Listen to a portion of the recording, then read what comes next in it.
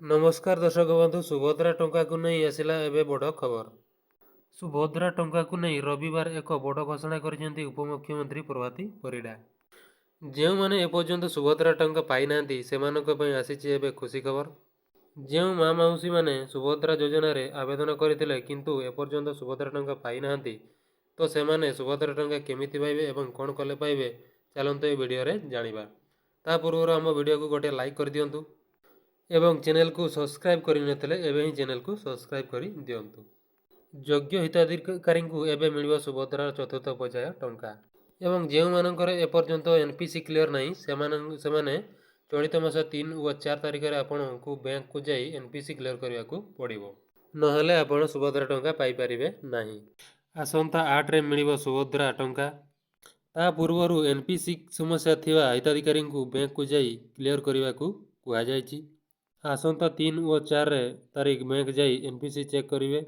एबे भी 2.5 लाख हिताधिकारी एनपीसी समस्या रही। सेहीपरि लक्षरू अधिक हिताधिकारी केवाईसी समस्या रही। तेणु 8 तारिख पूर्व यार समाधान करदे चतुर्थ पर्याय सुभद्रार सामिल हो पारे। चतुर्थ पर्याय 1 कोटी टपी पारे हिताधिकारी संख्या।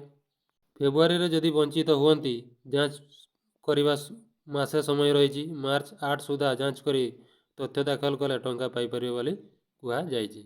महिला को आसंता मार्च 8 रे सुभद्रार द्वितीय किस्ती टंका मिलिबो एने पूर्व सूचना देते सरकार। महिला विकास पर सुभद्रा योजनाकारी होउछि वर्तमान सुधा 80 लाख रु ऊर्ध्व महिला को सुभद्रा योजना में सामिल कर साराणी। एथिरु केही बाद पड़े नहीं। सर्वे चली योग्य हिताधिकारी को निश्चित सुभद्रा टंका मिलिबो एवं जो मानकर एनपीसी क्लियर होई नथिबो सेमानक अकाउंट को जीवनी सुभद्रा टंका। तापई बैंक रे एबे एने स्वतंत्र व्यवस्था करा जायछि। फेब्रुआरी 3 व 4 तारिख 2 दिन बैंक रे स्वतंत्र व्यवस्था रही। सुभद्रा पर आवेदन करितवा हिताधिकारी निजर बैंक को जाई एनपीसी क्लियर करि परिबे बोली कहिसेंती प्रभाती परिडा। जो मानकर एनपीसी क्लियर करने बैंक रु फोन जाउची सेमाने निज निज बैंक शाखा को जाई एनपीसी क्लियर करने को कुआ जाइछि। एनपीसी क्लियर होला परे जाई आपण सुभद्रार चतुर्थ पर्याय टंका पाई परिबे नहले आपण पाई परिबे नाही। वर्तमान सुधा मोट 1,07,32,294 जन सुभद्रा योजना रे सामिल हेबा नहीं आवेदन करी सारिचंती। सेमानंक मधरु 80,29,741 जन हिताधिकारी सुभद्रा टंका पाई सारिचंती। तेबे बड़ कथा हेउची 3,31,188 जन एनपीसी फेल होइतिबारु सेमानंक अकाउंट को टंका जाई नहीं। तेबे जे मानकर एनपीसी क्लियर होइनी सेमाने बैंक जाई क्लियर करने को निर्देश दिया जाइछि। एनपीसी क्लियर हेबा परे जाई सुभद्रा टंका खाता को आसीबो नचेत चतुर्थ पर्याय रे भी हिताधिकारी सुभद्रा टंका पाई परिबे नाही बोली कहिसेंती उपमुख्यमंत्री प्रभाती परिडा। वर्तमान सुधा 3टी पर्याय रे 80 लाख रु ऊर्ध्व हिताधिकारी अकाउंट को सुभद्रा टंका जाई सारिलाणी। तेबे चतुर्थ पर्याय रे अवशिष्ट हिताधिकारी खाता को टंका जीवो किंतु यह पूर्व किछि हिताधिकारी अकाउंट रे एनपीसी क्लियर नथिबा जणा पड़िछि। तेणु एनपीसी क्लियर न हेले खाता को टंका जाई परिबो नहीं।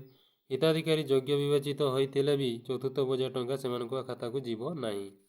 तेणु जो हिताधिकारी को बैंक रु फोन जाउची सेमाने फेब्रुआरी 3 व 4 तारिख एही 2 दिन बैंक को जाई एनपीसी क्लियर करि परिबे। या परे जाई सेमानक अकाउंट को सुभद्रा टंका जीवो।